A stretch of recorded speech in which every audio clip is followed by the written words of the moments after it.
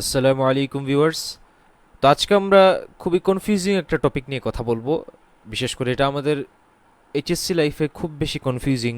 আমরা যখন simple pendulum বা সেকেন্ড পেন্ডুলাম নিয়ে পড়তে যাই, তো এটা আমাদের প্রায় একটা কনফিউশন হয় যে আমরা যখন একটা সিম্পল পেন্ডুলামকে হিলের মধ্যে নিব, তখন আসলে সেটা স্লো হবে না ফাস্ট হবে, কিংবা যখন সামার সিজন থাকবে তখন আমাদের ওই সিম্পল পেন্ডুলামটার টাইম পিরিয়ড বাড়বে না কমবে, ওই বিষয় নিয়ে আমাদের অনেক সময় কনফিউশন হয়। হিল, সামার, উইন্টার এই তিনটাকে আমরা প্রায় গুলিয়ে ফেলি। সো এটা আজকে আমরা জাস্ট একটা সিম্পল ট্রিক দিয়ে, যাতে আমাদের পরবর্তীতে এটা কনফিউশন না হয়, এটা আমরা পরীক্ষার হলে জাস্ট একটু থিঙ্কিংয়ের মাধ্যমে এটা বের করার ট্রাই করব। সো ফার্স্টে আমরা হিলের কথা চিন্তা করি। প্রথমত, হিলে আমার সিম্পল পেন্ডুলাম এর টাইম পিরিয়ড ইনক্রিজ করবে না ডিক্রিজ করবে সেটা বোঝার আগে আমরা আগে একটা সিম্পল জিনিস বুঝি। বেসিক্যালি হিল কিন্তু এমন একটা জায়গা যেটা সাধারণত আমাদের আর্থের যে ভূমি বা আমরা আমরা যেটাকে মাটি বলি, ও মাটি থেকে কিন্তু একটু উপরে থাকে, তাই না? এটার হাইটটা একটু বেশি থাকে। সো আমরা জি প্রাইম সমান কি জানি? আমরা জানি জি প্রাইম সমান হচ্ছে G into R square by R plus H whole square. এটা আমরা সবাই পড়েছি গ্রেভিটেশন চ্যাপ্টারে। সো এখানে আমরা ভালো করে খেয়াল করি, আমরা যখন হিলের মধ্যে যাচ্ছি বা সিম্পল পেন্ডুলামটাকে নিয়ে আমরা হিলের উপরে উঠছি, তখন কিন্তু আমাদের এই হেইট, যে এই যেখানে একটা হেইট আছে, এই হেইটটা কিন্তু ইনক্রিজ করছে। তো হেইট এখানে যদি ইনক্রিজ করে, তার মানে এই পুরোটার ভ্যালু কিন্তু বাড়ছে, যেহেতু এখানে একটা স্কোয়ার আছে, তার মানে এই নিচের অংশটা কিন্তু বেড়ে যাচ্ছে। এবং এই জি প্রাইমের সাথে এই নিচের অংশটা কিন্তু ইনভার্সলি প্রপোর্শনাল, তার মানে 100% এই জি প্রাইম যেটা আছে এটা ভ্যালু ডিক্রিজ করছে। তার মানে এখানে 100% জি এর ভ্যালু কমে যাচ্ছে আমরা যখন একটা সিম্পল পেন্ডুলামকে সারফেস থেকে উপরে নিয়ে যাচ্ছি হিলের মধ্যে। এবং আমরা কিন্তু একটা সূত্র জানি যে T equals 2 pi into root over L by G. আমরা অ্যাঙ্গুলার অ্যাম্প্লিটিউডকে 4 ডিগ্রির কমই ধরলাম, ঠিক আছে? এটা আমরা জেনারেলি যেটা ইউজ করি, এত অ্যাডভান্সে আমি যাচ্ছি না, সিম্পলি চিন্তা করলে। তাহলে এখানে আমরা যদি খেয়াল করি যে যেহেতু আমার জি এর ভ্যালুটা কমে যাচ্ছে, তার মানে আবার এই জি এর সাথে কিন্তু এই টিটা ইনভার্সলি প্রপোর্শনাল, তো এখানে জি এর ভ্যালুটা আমার এখানে কমে যাচ্ছে। তার মানে 100% আমার টাইম পিরিয়ডটা বেড়ে যাচ্ছে। তো টাইম পিরিয়ড, তার মানে এখানে আমরা দেখতে পাচ্ছি যখন একটা সিম্পল পেন্ডুলামকে আমরা সারফেস থেকে হিলের মধ্যে নিয়ে যাচ্ছি, তখন আমাদের টাইম পিরিয়ডটা ইনক্রিজড হচ্ছে। তার মানে 100% আমরা এটা কি বলতে পারি না টাইম পিরিয়ড ইনক্রিজ করছে, তার মানে আমার সিম্পল পেন্ডুলামটা স্লো হয়ে যাচ্ছে। এটাকে আমরা বলতে পারি, 100% বলতে পারি। সো এটা কিন্তু আমরা মুখস্থ করে লাভ নেই, এটা জাস্ট এভাবে আমরা স্টেপ বাই স্টেপ এটাকে বের করবো, একটু ভিজুয়ালাইজ করবো জিনিসটাকে।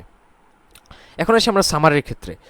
সো সামার মানে হচ্ছে এমন একটা সিজন যখন আমাদের টেম্পারেচারটা বেড়ে যায়, আমাদের প্রকৃতি বা চারপাশে যে টেম্পারেচার সেটা ইনক্রিজ করে। সো আমরা এখানে টেম্পারেচারটাকে আমরা, এখানে টেম্পারেচার আমাদের এখানে ইনক্রিজ করে, তাই তো? সো আমরা এটাকে এইভাবে বলি যে আমাদের এখানে টেম্পারেচারটা ইনক্রিজ করে। সো এটা এমন একটা সিজন যখন আমাদের টেম্পারেচারটা বেড়ে যায়। আচ্ছা, তো টেম্পারেচার কখন বাড়ে? যখন আমরা কোনো একটা জিনিসের মধ্যে হিট দিই। আমরা জাস্ট এটাকে মনে রাখার টেকনিক হিসেবে এভাবে মনে রাখবো, যখন একটা বস্তুর মধ্যে হিট করা হয়, কথার কথা এটা হচ্ছে একটা সিলিন্ডার বা এটা একটা সিলিন্ড্রিক্যাল ওয়্যার বলি আমি। তো যখন আমি এটার মধ্যে তাপ দিব, কিউ দিব, হিট দিব, তখন কি হবে যে এটার টেম্পারেচারটা বেড়ে যাবে। এবং টেম্পারেচার বাড়লে কি হবে, এটার ল্যাংটা কিন্তু জেনারেলি ইনক্রিজ করে, তাই না? আমরা কি জানি, যখন একটা বস্তুর মধ্যে আমরা হিট দিই, তো তখন সেই হিট অ্যাপ্লাই করার কারণে জেনারেলি এটার ল্যাংটা ইনক্রিজ করে। তার মানে যখন যখন আমি একটা বস্তুর মধ্যে হিট দিচ্ছি, তার টেম্পারেচার ইনক্রিজ করছে, তখন কি হচ্ছে, তার ল্যাংটা বেড়ে যাচ্ছে। তার মানে সামারে আমরা এভাবে মনে রাখতে পারি যে সামারে যেহেতু টেম্পারেচার বেড়ে যায়, তো হিট বেড়ে যায়, তার মানে আমার ল্যাংটাও বেড়ে যায়। জাস্ট এটা একটা মনে রাখার টেকনিক। তো টেম্পারেচার বাড়লে ল্যাংটা বেড়ে যায় আমার। এখন আমরা আবার সেই আমাদের পুরনো সূত্রের মধ্যে আসি, যে আমরা কি জানি, টি সমান হচ্ছে 2 pi into root over L by g. So আমরা দেখতে পাচ্ছি এখানে যে আমাদের ল্যাংটা ইনক্রিজ করছে, তার মানে 100% এখানে আমার টাইম পিরিয়ডটা কিন্তু বেড়ে যাবে, যেহেতু এটার সাথে এটা ডিরেক্টলি ডিরেক্টলি প্রপোর্শনাল, নাম প্রপোর্শনাল, যদি হ্যাঁ স্কোয়ার রুটের সাথে proportional, but what ever it is, proportional হলে এটা বাড়লে তো এটা এমনিই বাড়বে, তাই না?